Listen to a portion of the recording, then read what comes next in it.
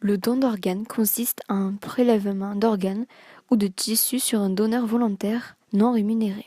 Les organes ou tissus ainsi prélevés peuvent être transplantés dans le corps d'un receveur gravement malade.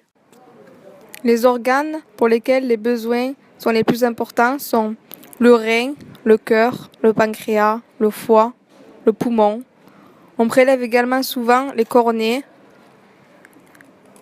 et parfois des parties de l'intestin ou des tissus comme des os, des artères, des tendons.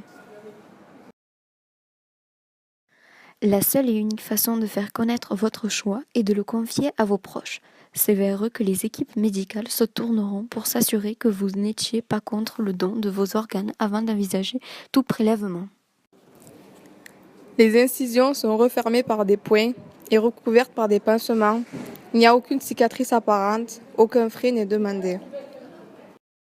Le prélèvement est possible à tout âge. Pour les mineurs, l'autorisation des parents ou des tuteurs légaux est indispensable. Dans la majorité des cas, les donneurs sont des personnes décédées à l'hôpital après un traumatisme crânien, soit 90% des cas, l'organe provient d'un donneur décédé.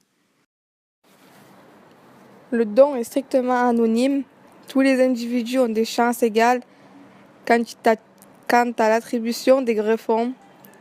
Quand un organe est disponible, il est attribué selon les règles strictes dont l'Agence de la biomédecine est garante.